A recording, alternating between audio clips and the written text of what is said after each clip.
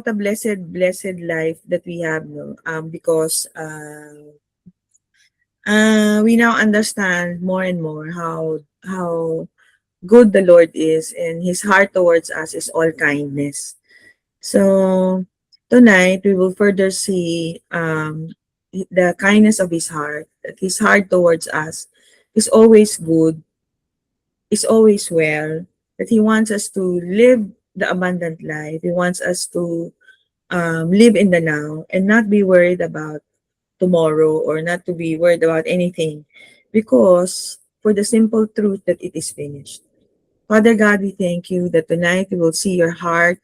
We will see, Lord, Holy Spirit, that you love us, Lord, and you love us to the uttermost, and you saved us, Lord, to the uttermost. Sin is no more an issue. Therefore, Lord, we can just freely live, Lord, this life in wholeness, in wellness, Lord, and full of joy, Lord. Life to the overflow, overflowing to our loved ones, overflowing to our relatives, to our office mates, and to our friends. Thank you, Lord, that what remains for us is to see good days, Lord, see good days in the now, and expect, Lord, the best for the future, because you are there. Thank you, Lord. Thank you, Jesus. We just open up our hearts and our minds, Lord. Quicken our spirits, Lord, to understand, Lord, tonight's word for each and every one of us. In Jesus' name. So this morning, kahapon narinig ko, ah, yung story about Abraham. Well, wala dito pero gusto ko lang din i-share. So si Abraham, di ba, he's our father Abraham, and he actually had a very tight communion with the Lord. And you often see him building an altar. Diba? Kahit saan siya pumunta, meron siyang pa-altar, ganyan. Tapos sabi ko, ano ang ibig sabihin ng altar? Habang nagbabike ako. Sabi ko, tingnan ko nga yan, yung altar na yan. And then alam niyo nung hindi nakalimutan ko i-paste dito. Pero gusto ko lang i-share sa inyo because what we are doing right now is actually an altar. Okay? The altar actually di ba, ano ba yung altar? Ano ba yung nilalagay doon sa altar? Nung panahon ni Abraham, di ba, it's the sacrifice. Correct? It's the sacrifice, di ba? Sweet-smelling aroma to the Lord. And even during the time of Abel and Cain, di ba, they were asked to erect an altar, di ba? And even dun sa tabernacle of Moses, merong altar. Di ba, meron pang altar of incense. Anyway, in our context, we are in the new covenant because of what Jesus has done. He has instituted actually the table of communion, right? The breaking of the bread. And even us now, this is an altar. This is the table of communion, right? Where we talk about not sin, not not diseases, but the finished work of Jesus Christ. Kasi yun yung sacrifice eh. Ganda, no? Oh, diba? Hallelujah. Okay, so yun yung lang. Gusto ko lang i-share sa inyo kasi na-curious lang ako sa araw. Anyway, so I would just like to repeat this because si Lord is so full of joy. So full of joy. Our Lord, our husband, and we are His bride. No? So full of joy. And He keeps on saying to us in Matthew 11:28 to 29, sabi niya, come to me. If you are tired, if you are um, uh, heavy laden, sabi niya, all you who labor and heavy laden, and I will give you rest. So the heart of the Lord for you and for me is to be restful, not to be worried. Even though you come from the doctor and the doctor says otherwise, no? Sabi ni Lord, I will give you rest. Yan, sabi niya, take my yoke upon you and learn from me, for I am gentle and lowly in heart, and you will find rest for your souls, for my yoke is easy and my burden is light. And last Saturday, we learned that this yoke actually is the yoke. The yoke that brings rest is our union with Christ. The yoke that brings rest is our union with Christ. This is the picture of the yoke, diba? So why did Jesus speak of his life as a yoke? Because the yoke is the means by which two lives become one. And now, the more and more, we pray that the revelation of our union with Christ will so progress, right? Because it is the yoke that brings rest. So Jesus' life, this is our yoke. Jesus' life, death, and resurrection were the means by which our lives became one with Him. Hallelujah. Yours and His. Praise the Lord. So, our union with Christ is the essential truth of our new and eternal existence. It gloriously transcends our finite understanding. So whenever we are faced with a circumstance, whenever bad circumstance, or even good circumstance, no, let us read it in the context of our union with Christ.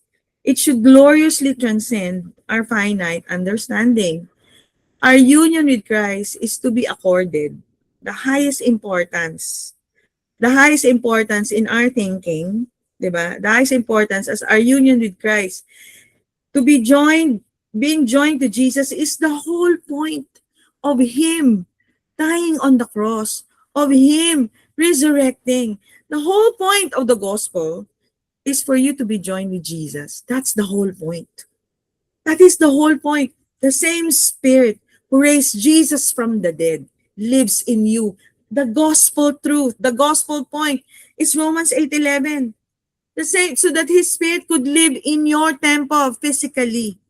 Hallelujah. And if the same Spirit who raised Jesus from the dead lives in you, is sin still an issue? Is sin still an issue? No more. Hallelujah. It is finished. So, now, let's go to our topic because it will further drive home the point that indeed sin is no more an issue. Okay. So in John 8:1, when you read John 8:1, the first sentence actually, our Lord Jesus went to Mount Olives. Sabi ko, nakita ko to actually way back in January to February 2013, nung nagpunta kami sa Israel, ganyan talaga itsura niya. Mount Olives. So yung Mount Olives, no, syempre maraming olives, di ba?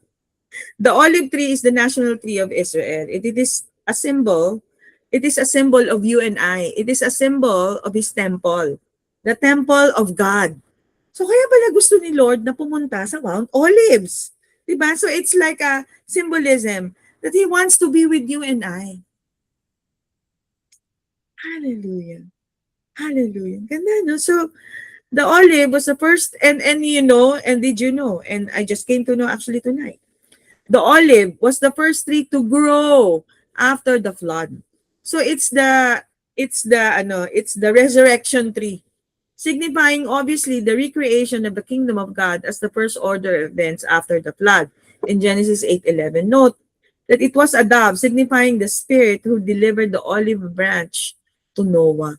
So from long time ago, God is declaring that He wants to be among men, among you and I. Hallelujah.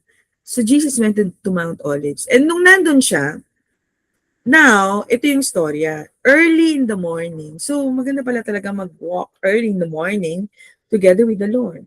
He came again into the temple. Yeah, talaga He wants to go to the temple. He wants to go to you and I. Diba? Early in the morning. Early in the morning will I rise up to meet you. O, diba? Early in the morning, He came again into the temple, and all the people came to Him, and He sat and taught them. So, parang yung kaninang sinasabi ni Ella, sinasabi ni Roel, no, na, Lord, I want to set aside time to learn and to know about you. All the more, no? All the more it's His desire actually to sit with you and teach you. Hallelujah. So, and then, yun yung ginagawa niya. And then the scribes, danan, they entered. The scribes and Pharisees brought to Him a woman caught in adultery. And when they had set in their midst, and had set her in the midst. So talagang talagang bastos, no? So the Lord is in the temple and He was teaching, and then tinapon nila yung woman dun sa gitna. And He said to him, Teacher, this woman was caught in adultery in the very act. So talagang ibig sabihin niyan, hindi sinabi na fornicator yung woman na, hindi rin sinabi na prostitute. Itong woman na to is nagkaroon ng affair, 'di ba? At talagang sinurveillance, baka nga trinap pa eh, baka nga one of them pa nga eh, baka, 'di ba? Kasi in the very act, ba't ganun? Wala pa namang Google nun, 'di ba? Anyway, sabi nga nun, now Moses in the law commanded us that such be stoned. But what do you say? So talagang tinatrap siya, no? What do you say? They said this, testing him, that they might have something of which to accuse him. But what did the Lord do? But Jesus stooped down. He stooped down and he was very humble, no? So he doesn't want to like make a hoo-ha or, go into confrontation with them. So something to think about, no? When you are faced with, kunwari pinapagalitan ka or you are confronted with somebody or even your boss. He stooped down. So pwedeng stoop down pala, no? And write on the ground. And he wrote on the ground with his finger as though he did not hear. So kasi, ang sin kasi is no more an issue, di ba? Tingnan nyo yung things to notice in John 8 when the Pharisees brought the woman caught in adultery before Jesus. Food for thought lang. Number 1, the voices of religion required a punishment for this woman because of her behavior. If Jesus did not require it, the Pharisees and the scribes were the ones who required it. Jesus' words to this woman and everyone else in the crowd was, I do not condemn you or judge you. You will later see it in the end. No? Jesus did not require or even ask her to repent of her sins. No, he didn't. Read it again. And the woman did not confess her sin. Oh, di ba? Di ba? I was saying to Ella kanina na last Sunday, I heard actually na yung James, no, actually yung interpretation nun should be in the light of the finished work. So, sabi nga nun, confess your sins one to another and healing will flow. So, and here in this story, she did not even confess her sin. Kasi ano ba ang confess? Confess is homologio. Homologio is saying the same thing about our sins. And what does God think about our sins? It is forgiven. Right? So we are to confess to one another, your sins are forgiven. And there, healing will flow. Hindi yung magmamaala-ala tayo kaya, maala-ala mo kaya tayo, and we will confess from morning to evening yung mga kung ano-ano man natin, di ba? Source pa yan ng Chismax. Anyway. So, number 5, there's no mention of forgiveness being needed. No forgiveness asked for by the woman or even offered by God. Diba? There is no mention of forgiveness being needed. No forgiveness asked for by the woman or even offered by God. So, tingnan natin establish natin yan. So, verse 3, the scribes and Pharisees brought to him a woman caught in adultery, and when they had set her in the midst. So, they brought a woman that they caught in adultery and threw her at Jesus' feet, demanding her death. So, grabe talaga sila, no? Demanding her death. Can you imagine kung ganyan ngayon, no? Because of their societal justice, yung law nila, it required it. This they said, testing him that they might have something of which to accuse him. But Jesus stooped down and wrote on the ground with his finger as though he did not hear. So, parang ganyan, ano? But the Father, expressing himself in and through the Son, simply looked at both the woman and her accusers with the eyes of compassion and love and began to draw in the dust. Began to draw in the dust. You know, he wasn't stalling for time or he wasn't thinking of the answer, nor was he writing the sins of the accusers as some have suggested. But in writing in the dust, he was declaring Jeremiah's words to them. What does Jeremiah say? Jeremiah 17 say? Jeremiah 17:13 says, O Lord, the hope of Israel, all who abandon you, you will be put to shame. All who turn away will be written in the dust, for they have abandoned the Lord, the fountain of living water. We may not have made the connection to Jeremiah 17 when we read John 8, but the Jews during that time would have seen him writing in the dust and asking who is without sin, and they would have made the connection to Jeremiah 17. They would realize that they were not without sin. They have forsaken him. That's what Jeremiah 17:13 is saying, no? That they have abandoned him in their understanding and had departed from him. They had turned away from him and served other gods. It says of them in Jeremiah that they shall be ashamed. These scribes and Pharisees who were used to honor and respect from all, probably they felt great shame as they realized they were not as sinless as they thought they were, and probably with a tremendous feeling of defeat, the feeling of sting of self-condemnation, they dropped the stones one by one and walked away. So he wasn't pointing out their he wasn't pointing out the shortcoming of the woman, nor even the shortcomings of the Pharisees and the scribe in the dust, because he is love, and all he can pour forth is love, and he's a life-giving spirit, and all he can release is life. So these Pharisees and scribes, because these Pharisees and scribes, he loved them also. They were his very own. He loved them and desired that they walk in abundant life as well. So when he would say things to them that we think were harsh rebukes of disapproval and judgment, like, "Woe to you, hypocrites," it was a cry actually of the Father. In Greek, it is a word uttered in grief. In Hebrew, it is a word oi, which means a lamentation, a passionate expression of grief. It is a crying out after its root, is to crave or much desire or long after or to covet. And a hypocrite means great pretender or an actor, one who decides, speaks, and acts under a false part, one who is walking in a mistaken identity, not walking in their true nature, who they were created to be.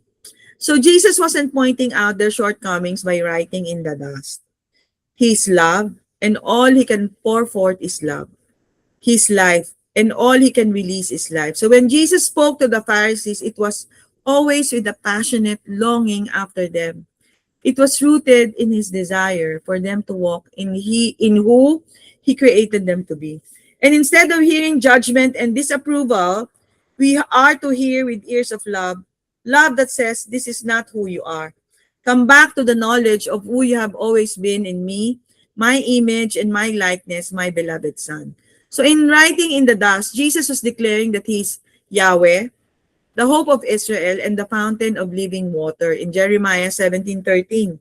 Jesus was declaring to them and to the woman the end from the beginning, saying to them, "I am he who was face to face with God and is God, and I am he who was and is one with the Father and Spirit and with you." So, the woman caught in adultery, a scandalous accusation, but it's actually a story of a life redeemed.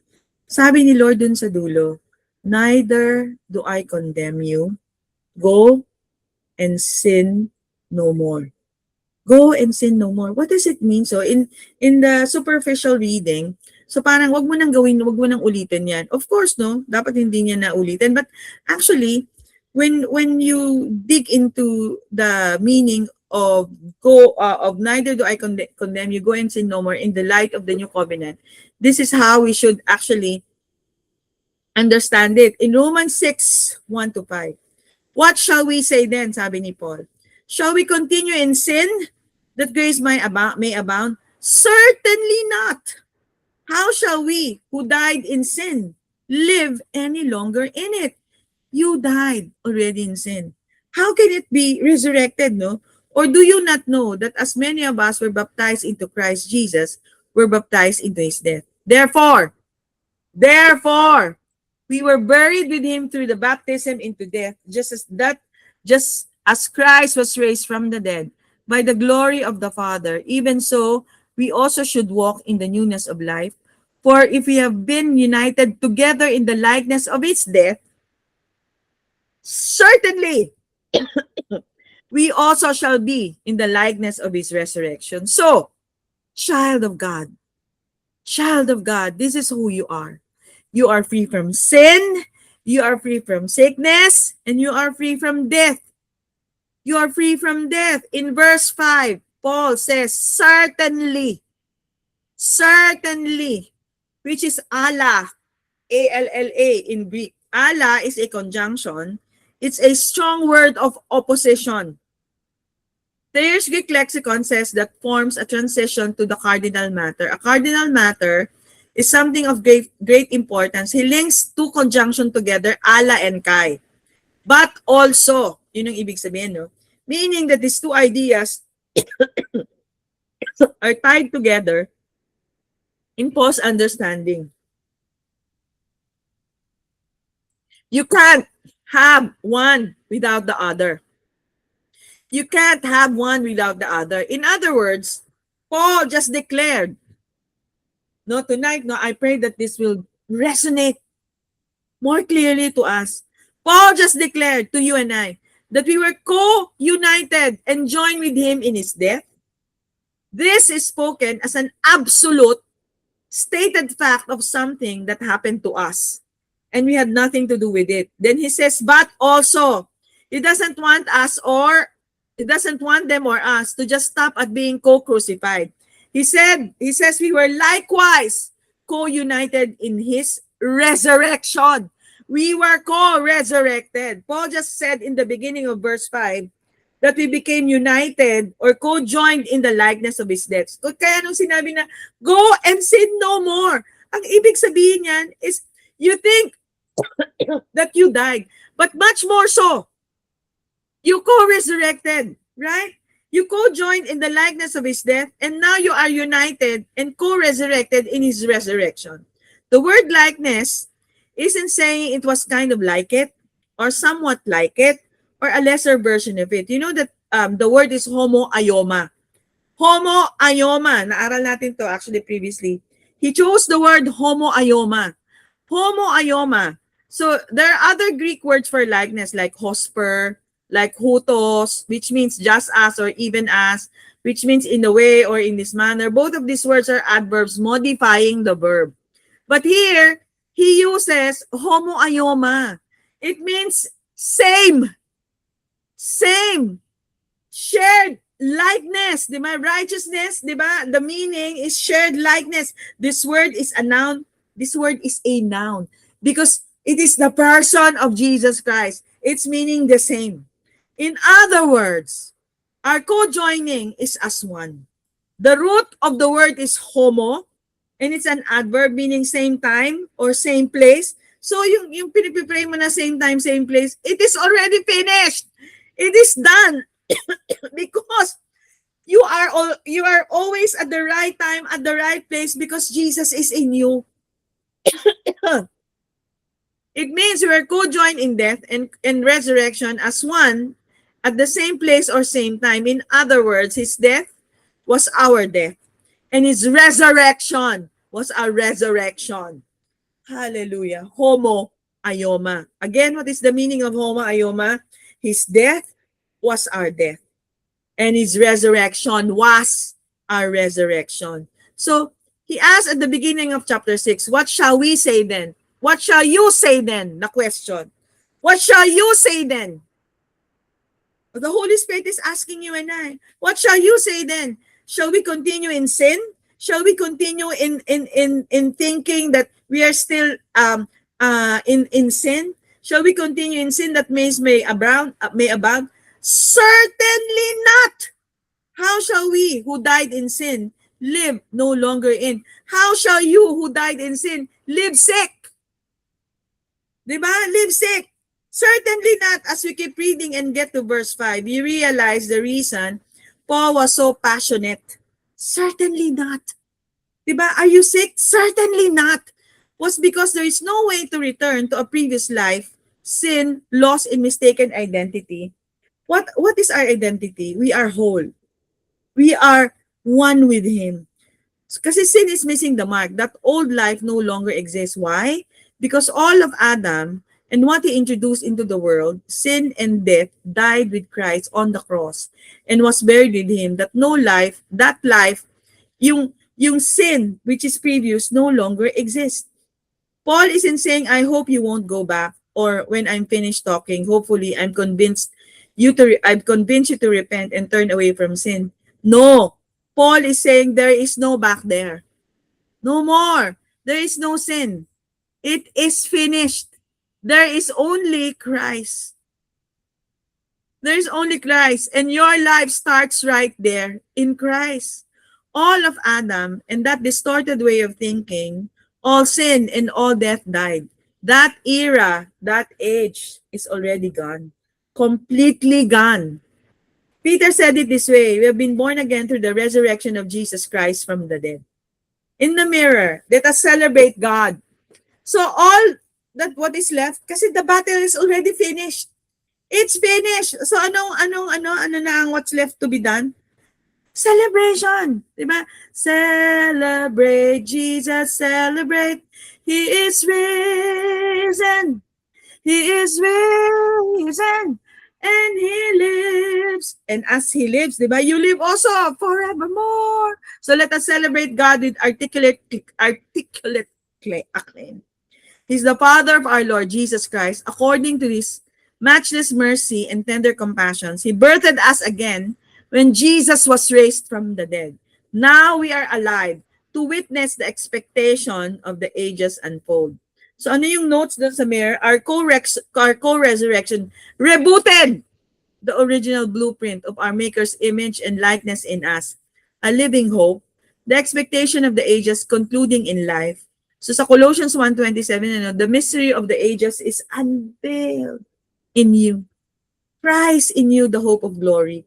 In the resurrection, you were born again, born anew. Life began right here when you were co-resurrected. There is nothing before that. It's a new era. And verse 4 told us that we are co-crucified, co-buried, and co-raised. And now in verse 5, we learn that we are co-united, co-joined with Him. We have become one. What happened to Him happened to us. Again, what happened to Him happened to us. His experiences were our experiences. His victory is our victory. His triumphant life is our life. His rest is our rest. We are one. It is finished. So, how do you confess sin? See it nailed. See it nailed. John saw Jesus and said, "Lo, the Lamb of God who is taking away the sin of the world." See it nailed. That is how you confess sin. See it nailed. If we could as John did, see the finished work of sin, we would easily live our life in abundance of life that the finished work of sin and death provided. See it nailed. Hallelujah. Romans 8:1. Now, the decisive conclusion is this. In Christ, every bit of condemning evidence against us is canceled. The law of the Spirit is the liberating force of life in Christ. This leaves me with no further obligation to the law of sin and death. Spirit has superseded the sin enslaved senses as the principle of our lives. The law of the Spirit is righteousness by faith versus the law of personal effort and self-righteousness, which produces condemnation, and spiritual death, which is the fruit of the do-it-yourself tree. So, what is left? No more sin consciousness. Sin consciousness is our only tie, our only association to sickness, disease, fear, poverty, and death. What is sin consciousness? In the New Testament language, it is equivalent to the Old Testament knowledge of good and evil. Sin consciousness is a focus on distorted identity. And it affects every single area of our lives. It gets into everything. And sin consciousness, either real or imagined, keeps you connected to the fall. In other words, connected with a fallen Adamic mindset, ruled by sin consciousness and sickness and death awareness. Sin consciousness is the awareness of the difference between the good and evil, the awareness of the difference between God's perception and reality of very good and finished, and our knowledge or discernment of what we perceive to be good and evil. Sin consciousness is your heart not grasping your identity. And sin consciousness empowers the law of performance and contradicts what grace reveals, because the minute we get under the influence of sin consciousness, we identify or we associate with the false identity, the identity of the old fallen man of Adam. But the good news of the gospel is that Jesus forever eradicated a sin consciousness from our mind. Hebrews 10:2. For worshippers once purified would have no more consciousness of sins. Once purified, finished, done. So the Lamb took away the sin of the world, freeing mankind's sin consciousness. So we need to have a very good consciousness. What does it mean by a very good consciousness? Our consciousness is that we are healed, we are whole, we are prosperous, we are successful. Life consciousness. Hebrews 2:1, therefore you must give the most earnest heed. Heed is also prayer, no? To the things we have heard. The word give heed means to hold the mind or fasten in the mind. It's also prosecco. Diba? Remember yung prayer, no? In Greek, and it's a comprised of two words, meaning pros, face to face, and echo, meaning to detect resonance. It says, we are to do this more abundantly. Perizos all around, in excess, beyond expectation. So it's very good to fellowship. It's very good to have an altar, to have a table. Correct? Mere Bible, I have said all this to help you realize the timeless relevance of the message you have heard. Constantly engage. Constantly or regularly engage. Its mere meaning, and thus you will never drift away from its influence and appeal. I have said all this to help you realize the timeless relevance of the message you have heard. Constantly engage in its mere meaning, and thus you will never drift away from its influence and appeal. So, prosecco. To give, to heed, it is the present infinitive tense suggesting a continual engagement on our part. It means face-to-face echo, continually looking at him face-to-face. Seeing our own identity and realizing that whatever is true of him is equally true of us. Continually echoing his face in our face, his body in our body, his words in our words, his thoughts in our thoughts. In other words, continually echoing his finished work, his abundant life in our entire being, healed, whole, complete in every area of our life, spirit, soul, and body. Lastly, therefore, this is the call of the Holy Spirit to you and I. If any man be in Christ, he is a new creature. Old things have passed away. Behold, all things are become new. 2 Corinthians 5:17. Thank you, Father God. Let it be to us according to your word. Amen. Praise the Lord. Now let's prepare our communion elements. Father, we thank you. We thank you so much for this gathering, for allowing us to once again chew on your word and to be washed by your precious words, oh Lord. Thank you so much for whispering once again how much you love us. Thank you for touching our hearts, our souls, our minds, Lord, and for helping us see ourselves as you see us. Amen. Father God, you have reached out to us, and constantly you have cradled us. And tonight you reminded us of the yoke that brings true rest, and this is our union with Jesus. Thank you, Lord. We remember your sacrifice, and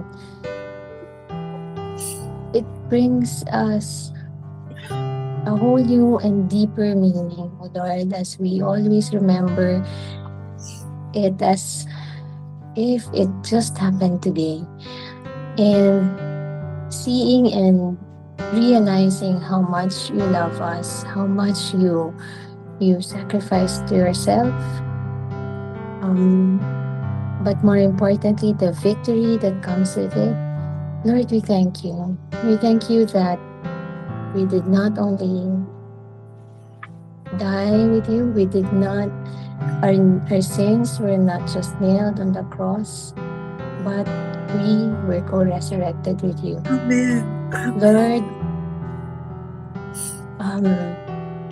we are trading our sicknesses, our pains, our shame, our weaknesses for your wholeness, for your abundance, for your completeness. Thank you, Lord Jesus. We believe that by your stripes we are healed. Let's Amen. partake.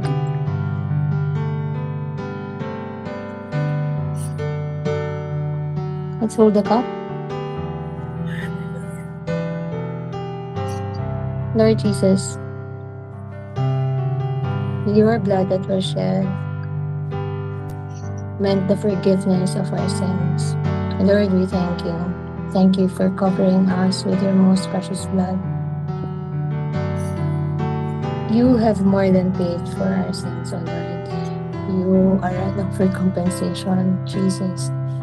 And we are thankful and grateful for we have become a part of your family. Rightfully, we are now called the sons and daughters of the Heavenly Father, and you have made us the righteousness of God in Christ. Thank you, Lord Jesus. Thank you for washing away our sins.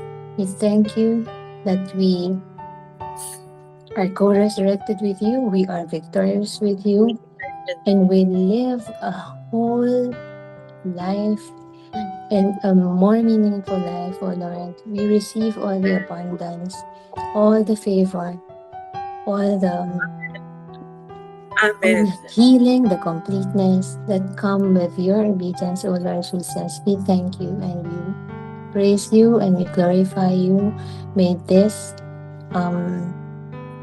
bring